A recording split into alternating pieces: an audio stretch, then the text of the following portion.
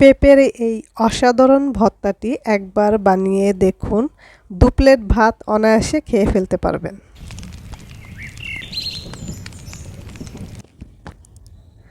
আসসালামু আলাইকুম, কেমন আছেন সবাই?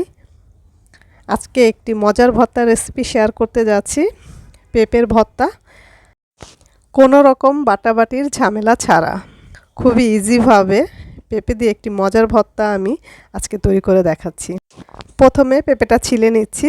তো আমি এখানে পুরো একটি নেইনি, এখানে 4 ভাগে 3 ভাগ নিয়েছি। আর পেঁপের ভিতরে যে অংশটা আছে সেটা ফেলে দিচ্ছি, বিচিগুলো ফেলে দিয়েছি। খুব পাতলা করে পেঁপেগুলো কেটে নিচ্ছি যাতে খুব ভালোভাবে তাড়াতাড়ি সিদ্ধ হয়ে যায়। একটু পাতলা করে কেটে নিচ্ছি। আর পেঁপে কিন্তু অনেকেই আমরা খেতে চাই না, যে এটা দিয়ে তরকারি কিন্তু খুব একটা ভালো লাগে না। তাই পেঁপে দিয়ে যদি এভাবে ভর্তা তৈরি করা যায় তাহলে তো কথাই নেই। তো আজকে খুব ইজিভাবে ভর্তা তৈরি করে দেখাবো।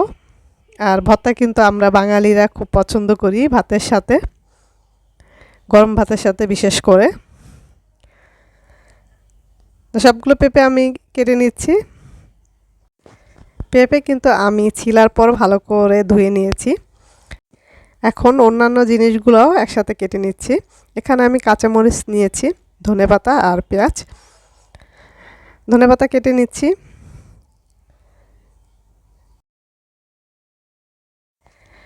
ভর্তার ঝালটা কম বেশি স্বাদ অনুযায়ী হতে পারে, তবে ভর্তায় আসলে একটু ঝাল হলেই ভালো লাগে।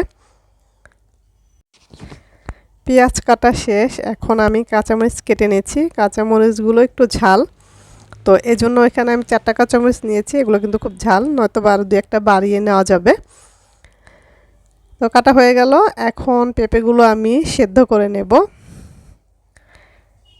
তো পানিতে পেঁপেগুলো দিয়ে দিলাম, দিয়ে দিচ্ছি সামান্য পরিমাণ লবণ, এতে পেঁপেগুলো তাড়াতাড়ি সেদ্ধ হয়ে যাবে। সামান্য পরিমাণ হলুদের গুঁড়া দিয়ে দিলাম, এতে একটু সুন্দর একটু কালার হবে। বলক চলে এসেছে, এখন একটু নেড়ে চেড়ে দিচ্ছি, এরপর ঢেকে দিব যাতে তাড়াতাড়ি সিদ্ধ হয়ে যায়। তো সিদ্ধ হয়ে গেছে, পানিটা শুকিয়ে গেছে। একটু খেয়াল রাখতে হবে যাতে পোড়া না লেগে যায়। এরপর যে আমি চুলাটা অফ করে দিলাম।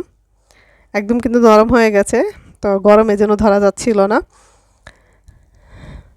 এটা কিন্তু হাত দিয়ে কিন্তু গলানো যাবে। তো গরম যেহেতু, একটু হালকা গরম অবস্থায় আমি এটাকে মেখে নেব, তাই আর হাত দিয়ে কিন্তু করলাম না। দেখুন কতটা একদম নরম হয়ে গেছে। একটু ভালো করে নরম করে সিদ্ধ করতে হবে যাতে আস্ত ভাবটা না থাকে। তো ম্যাশ করে নিলাম পেঁপেগুলো।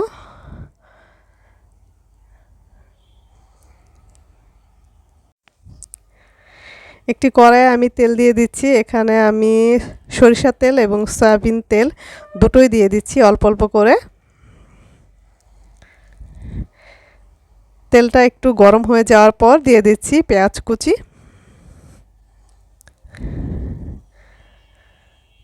পেঁয়াজটা যখন হালকা একটু ভাজা হয়ে যাবে, একদম পুরোপুরি না, হালকা ভাজা যখন হয়ে যাবে, এ পর্যায়ে দিয়ে দিচ্ছি কাঁচামরিচ কুচি। আমি লাল সবুজ 2 কালারের নিয়েছি যাতে দেখতে একটু ভালো লাগে।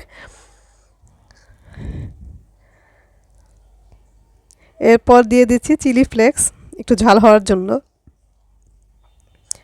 এটা চাইলে যারা ঝাল কম খান স্কিপ করতে পারেন। এরপর দিয়ে দিচ্ছি সেদ্ধ করা পেঁপে।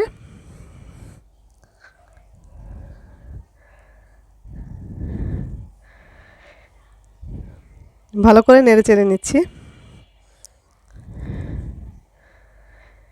দিয়ে দিচ্ছি সামান্য পরিমাণ লবণ, যেহেতু আমি কিন্তু সেদ্ধ করার সময় লবণ দিয়েছিলাম, তো এ পর্যায়ে একটু বুঝে লবণ দিতে হবে। একটু ভাজা ভাজা করব, পানিটা পুরোপুরি শুকিয়ে যেতে হবে। এখন দিয়ে দিচ্ছি ধনেপাতা। যখন পানিটা শুকিয়ে যাবে এ পর্যায়ে আমি ধনেপাতা দিয়ে একটু ভাজা ভাজা করে এটাকে এখন নামিয়ে ফেলবো। চুলাটা অফ করে দিলাম। তো এখন আমার তৈরি হয়ে গেল অসাধারণ পেঁপে ভর্তা। তো সামান্য পরিমাণ আমি এখানে সরিষার তেল দিয়ে দিলাম, আর একটু একটু ডেকোরেশন করে নিলাম ধনেপাতা আর কাঁচামরিচ দিয়ে। দেখতে ভালো লাগলে কিন্তু খেতেও ভালো লাগবে। একটু কালারফুল কিন্তু ভর্তা হয়েছে, দেখতেই পাচ্ছেন, খুবই লোভনীয় লাগছে।